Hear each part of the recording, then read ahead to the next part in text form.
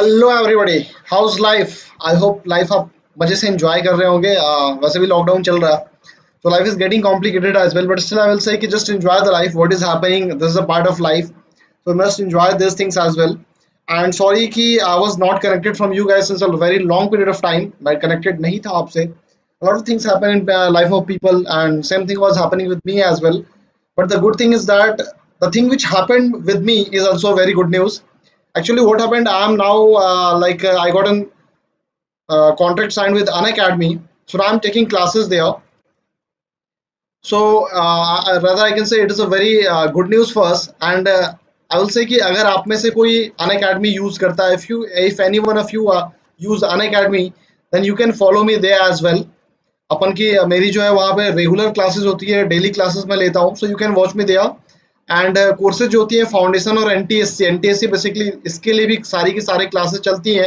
So it's a very good opportunity for you to explore yourself there. So I will say you can join me there, और उसका जो link है मेरा, मुझसे आप कैसे जुड़ सकते हो उसका लिंक आपको नीचे डिस्क्रिप्शन बॉक्स में दिख जाएगा। You can join me there. But ये तो हो गई बात की बात। अब चलते हैं अपन यहाँ बात करते हैं कि आज जो है, आज की जो वीडियो, इस पे मैं क्या डिस्कस करने वाला हूँ। तो आज का जो क्लास है इससे अपन ऑब्जेक्टिव क्वेश्चंस देखेंगे नेशनलिज्म इन यूरोप के। सो हिस्ट्री की टॉपिक है अपनी class 10 chapter first SST Guru, you all know about me. So now I am beginning and let's start with the first question itself. The first question is nationalism brought about in Europe the emergence of. Europe में nationalism आने से क्या emerge हुआ? Nation state, independent nation, nation state या city state या none of the above? So very simple answer it is, if it have nation states का emergence हुआ था इसके बाद। ओके, सो नेशनलिज्म से यूरोप में जब नेशनलिज्म आई तो उससे जो सबसे बड़ा जो फायदा हुआ वर्ल्ड को, that was the formation of nation states. Now moving to the question number 2, दूसरे सवाल पे चलते हैं अपन। Very easy questions this are, but still I will say कि आपके एनटीएससी और बोर्ड एग्जामिनेशन के लिए काफी इंपॉर्टेंट है। So I am discussing all this things here, and let me see if I can use the marker as well or not. Just give me a second. Okay, so I can use it here. Okay, very good.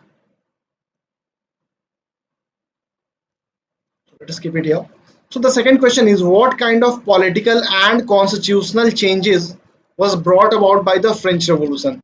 कौन कौन सी constitutional और political changes आई French revolution से? The first option is it ended the absolute monarchy. The second is transferred power to the body of the French citizen. Third is it proclaimed that henceforth people would constitute nation and shape its destiny. And the fourth is all of the above. पहला option कह रहा है कि absolute monarchy खत्म हो गई, as you all know ये खत्म हो गई थी फ्रेंच रेवोल्यूशन के बाद। पावर जो है कंप्लीटली फ्रेंच सिटीजन्स को दे दी गई थी, सो this is also true. And French revolution के सक्सेसफुल होने के बाद जो रिवोल्यूशनरी थे ना, उन्होंने ये चीज डिक्लेयर किया था कि हाँ, ये फ्रांस की जनता जो है ना, वो उसकी कॉन्स्टिट्यूशन लिखेंगे, वही उसके डेस्टिनी को तय करेंगे। So all these options are true. So option number 4, that is all of the above, is the correct answer. I hope कि आप सबने आंसर गेस कर भी लिया था, बट आई विल से कि I will keep on like आपको answer बताते रहूंगा। And in the next video what should I do, let me tell you, let me know. अगर आप नहीं चाहते हो कि मैं आपको आंसर बताऊं, then I can leave it as well, and last में आपको आंसर शीट्स डाल दूंगा। बट इफ यू वांट कि आंसर साथ में डिस्कस होते चले, then I can also go with the same way. So please let me know in the comment box, so that in the upcoming videos we can follow the same trend as you wish. Okay, so now coming to the question number 3rd. So question number 3rd is, the denial of universal suffrage in Europe led to। Universal suffrage नहीं मिलने की वजह से Europe में right to vote नहीं देने की वजह से क्या हुआ? What happened due to this thing? Okay, so let us see what happened here. Revolution हुआ, इज इट ट्रू? या women and non propertied men organising opposition movement demanding equal rights throughout the 19th and early 20th century, or demand of equal political right या return of monarchy? देखो, जब right to vote नहीं दिया गया, right to vote was not granted to the people of in Europe, तो उसमें खास करके ऐसा नहीं था कि सबको नहीं दिया गया था। Propertied male were given this right to vote. तो यहाँ हुआ था women and non propertied men, इन्हें वोट देने का अधिकार नहीं दिया गया था। That's why they organize themselves, they led movements and they demanded equal rights throughout the 19th and early 20th century. So option B is the right answer. ये आपका सही आंसर है। I hope it is clear again. Now moving to the third question, question number 4. Which new spirit guided European nation after Napoleon's defeat? As you all know, Napoleon was defeated in the Battle of Waterloo. याद है आप सबको? You all know, I hope. 1850 में battle of Waterloo हुई and Napoleon was defeated in this battle. उसके बाद treaty of Vienna हुई थी. I hope you remember. So treaty of Vienna के बाद कहता है कि यूरोप में कौन सी स्पिरिट जो है यूरोप को लीड कर रही थी, फेसिज्म, कंजर्वेटिज्म, नाजिज्म या communism. So it was conservatism. After Treaty of Vienna, like Prussia, Russia, Austria and these countries collectively जो social order जो उन्होंने establish किया यूरोप में, that was conservatism. Conservatism को उन्होंने promote किया था यूरोप में. So I hope it is clear again. So now moving to the question number 5. So the question number 5 is repression of liberal revolutionaries after 1815 in Europe led to. Now जब conservatism आ गई Europe में, so after what happened, after coming of the conservatism in Europe, what happened कि वो लोग liberal जो revolutionaries थे उनको repress कर रहे थे. तो उसका एक साइड इफेक्ट भी देखने को मिलेगा ना. इफ अगर मैं आपके ऊपर प्रेशर बना रहा हूँ किसी चीज को लेके and you don't like that thing, तो आप रिएक्ट करोगे ना. तो ये जो रिवोल्यूशनरी थे वो भी रिवोल्यूशन के थ्रू रिएक्ट कर रहे थे. तो उनके खिलाफ क्या हुआ? तो the options are army is being trained by revolutionaries. Revolutionaries ने आर्मी को ट्रेन किया. All revolutionaries train to overthrow monarchy. सभी रिवोल्यूशनरी को मोनार्की को उखाड़ फेंकने के लिए ट्रेन किया गया. Secret societies being formed in many European states to train revolutionaries and spread their ideas. Yeah, all of the above. So basically this thing happened there. Secret societies were being formed in many European states to train revolutionaries and spread their ideas. Secret society की स्थापना की गई थी. As you all remember, Young Italy, Young Europe, these are the examples of secret societies that were being formed by Giuseppe Mazzini. So this is the correct answer. Secret society being formed in many European states to train revolutionaries and spread their idea. So option C is the correct answer of this question. So now moving to the next question, question number 6. And question number 6 is all the new regimes set up in 1815 were autocratic because जो new regime आया, जो conservative regime की बात हो रही है, जब 1815 में आया आफ्टर ट्रीटी ऑफ वियना. 1850 में नेपोलियन हार गया एज यू रिमेंबर. तो उसके बाद ट्रीटी ऑफ वियना हुई एंड उसके बाद जो रिजाइम आई, जो शासन व्यवस्था आई, उसके बारे में कह रहा है कि वो ऑटोक्रेटिक थे. क्यों ऑटोक्रेटिक का मतलब होता है कि दोज लाइक जिनके पावर के ऊपर कोई कंट्रोल नहीं है. So they did not tolerate criticism and dissent. वो क्रिटिसिज्म बर्दाश्त नहीं करते थे. या फिर it was they impose censorship law to control what was said in newspaper, play, songs etc. उन्होंने सेंसरशिप लॉ लगाया. सेंसरशिप लॉ का मतलब होता है बैन लगाना मीडिया के ऊपर. या फिर they curbed activity which question their legitimacy. उन्होंने उस एक्टिविटीज के ऊपर भी पाबंद लगा दिया जो कि सरकार से सवाल पूछती थी कि you are a valid government और not, show your validity to us, proof your validity that you are a valid government. तो इस तरह की चीजें जो एक्टिविटीज हो रही थी इन सबको भी कर्ब किया. So all this things happen together. इन्हें अपना बुराई पर बर्दाश्त नहीं था. You can't criticise them. ठीक है, अगर कुछ बोल दे तो मुंह तोड़ दूंगा, सोच लो, ऐसा था.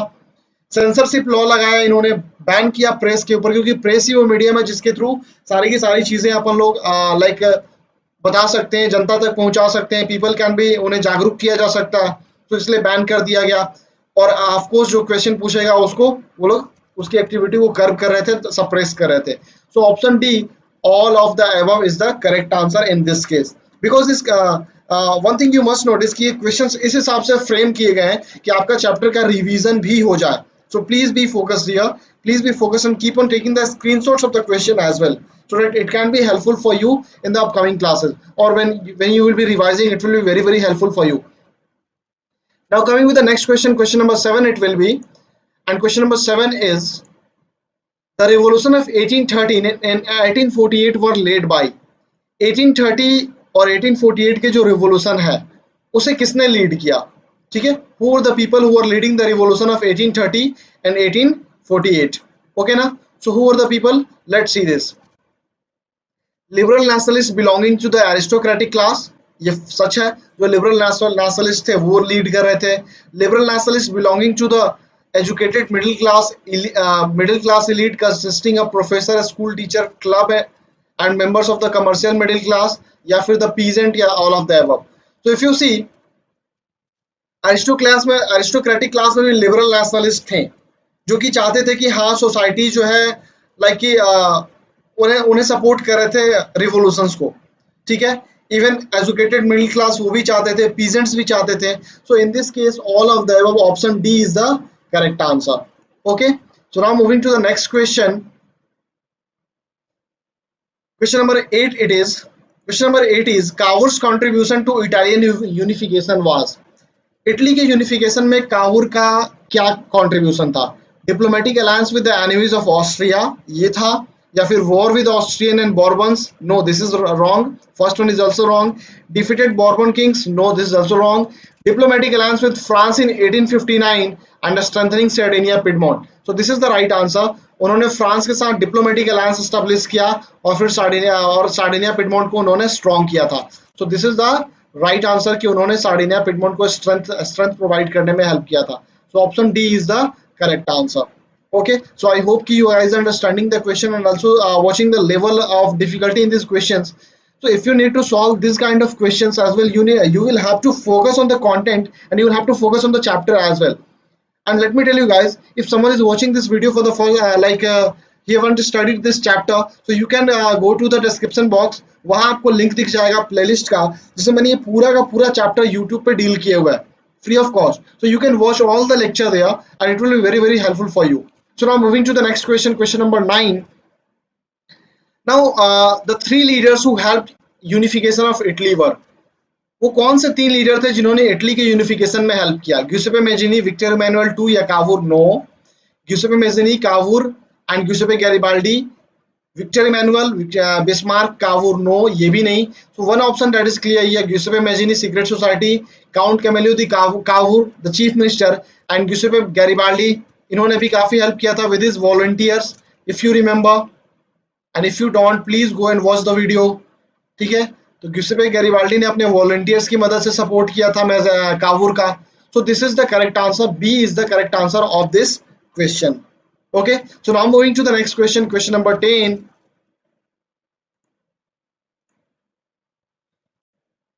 The Civil Code of 1804, also known as the Napoleonic Code, established. 1804 का जो सिविल कोड है, जिसे कि नेपोलियनिक कोड भी कहते हैं अपन, उससे क्या फायदा हुआ? It has established equality before law. Yeah, it is true. It secured the right to property. It is also true. It did away all the privileges based on the birth. Yeah, it is absolutely right. So all the options are clear here. All the options are true. So option D is the correct answer. And so please note it down. यहाँ से 3 number का question पूछ दिया जाता है. Briefly describe Civil Code of 1804. So you need to write these 3 points. Napoleon established equality before law, he secured the right to property, and he took away. Just removed it here from here and write down took. He took away and also remove within the answer all the privilege based on the birth. So यहाँ से आपका subjective questions भी complete हो जाता है. This question of 3 marks. And absolutely ये board में अक्सर पूछा जाता है. So please be attentive here. So now moving to the question number 11. What it is saying? So the question is, socially and politically dominant class in Europe during the mid 19th century was. Europe में socially और politically कौन सी class थी जो dominate कर रही थी 19th century में? Nobility? नहीं भाई। चर्च? ओ बिल्कुल नहीं। Absolute monarch? No. The landed aristocracy? This is the correct answer. ये तो ऑप्शन में आते ही नहीं है, like this is the king also, so how he can? So society को डोमिनेट कर रहे थे landed aristocracy, this is the correct answer. This is a direct statement given from your NCERT book. You can refer your book as well. This is a direct statement given from there. So please go through that and you can see there's there as well. So now moving to the next question, question number 12, it will be, absolute monarchs are generally dash in nature. जो absolute monarch होते हैं उनका nature क्या होता है? Are they autocratic, they are despotic, or aristocratic, or A and B as well? They are autocratic and despotic as well. उनके power के ऊपर कोई कंट्रोल नहीं होता. So D is the correct answer, A and B, not aristocratic. Aristocratic is like richer section of the society. It means what? Richer section of society. It is quite difficult to write here, but still I am trying. Please understand this. Richer section of society is aristocratic class. So autocratic and despotic, this is the nature of the absolute monarchs. Okay, so I hope it is also comfortable. Now moving to the next question, question number 13 it will be. Question number 13 is, the nationalist Greek got the support of the West European nations. Greeks को Western European nation का support मिला, क्यों? So the options are They were fighting against the Muslim Ottoman Empire. Yeah, it is true. Ottoman Empire was ruling Greece, and the Western countries has sympathy for the ancient Greek culture. Yeah, it is also true, since Greece was a very old country and the culture was very old, and they were believing that कि Muslim इस empire की वजह से their culture is being lost, so they had sympathy for this as well. And Greece was also considered as the cradle of the European civilization. Since सबसे पुरानी civilization थी Europe की, तो ऐसा माना जाता था कि this is the light of the lamp, ठीक है, जहां से पूरी की पूरी यूरोपियन civilization जो चल रही है. So all the above options, all the three options are absolutely right. So option D is the correct answer for this question. So I hope it is also understandable, a very easy concept, and again यहाँ से आपके subjective question भी बन जाते हैं. So please be attentive, please focus on all the concepts. Now moving to question number 14, the aim of romanticism, a cultural movement was. Romanticism was basically a cultural movement. So क्या aim था भाई इसका? To create a sense of shared collective heritage, a common cultural past as the basis of nation. Yeah, of course. Romanticism का purpose यही था. Shared collective heritage, common cultural past दिखाया जाए, ये देश का बेसिस होना चाहिए. नेक्स्ट, वो इमोशंस पे फोकस करते थे, सही बात है, मिस्टिकल फीलिंग्स के ऊपर फोकस करते थे. तो these are the right answers. They never glorified science and reason, never. They glorified these things. So option A and B are the correct option. Okay, so this is the second last question. Now moving to the last question, question number 15. It will be only 15 questions are here. These are the 15 important questions. Next again I will be uploading in the second part some more important questions of this chapter as well. And one more thing I will say कि there is a series as well जिसमें मैंने important question answer discuss किए हर chapter के for the board point of view. So you can refer them as well. आपको उसका link भी नीचे description box में दिख जाएगा. Please go through that and आप वहां भी देख सकते हो. So 3-4 announcements I have made totally. First was like I am an academy. So आप मुझे वहां फॉलो कर सकते हो, आप डेली मेरी क्लासेस देख सकते हो. Even you can join me on Telegram. मैं वहां पे लिंक डाल दूंगा नीचे टेलीग्राम का. वहां से आपको अपडेट्स मिलते रहेंगे मेरे अन अकेडमी की लाइव क्लासेस की. वहाँ 9th और 10th की लाइव क्लासेस चलती है मेरी. So you can watch me there. और उसके अलावा और भी सब्जेक्ट्स के टीचर आपको मिल जाएंगे जिनकी फ्री क्लासेस हैं. उसके अलावा second was like nationalism in Europe chapter का यूट्यूब का प्लेलिस्ट दिख जाएगा. You can watch that there as well. उसके साथ साथ इंपॉर्टेंट जो क्वेश्चंस हैं इस चैप्टर के, उसका भी लिंक नीचे आपको दिख जाएगा. Subjective important question, you can refer them as well. तो 3 से 4 फायदे आपको मिल रहे हैं. सो प्लीज फॉलो देम, आपका ही पूरा फायदा. So the last question is, the weavers of Silesia revolted in 1845 against the contractors because. Silesia के जो वीवर्स थे 1845 में उन्होंने रिवोल्ट किया था कॉन्ट्रैक्टर्स के खिलाफ. क्यों?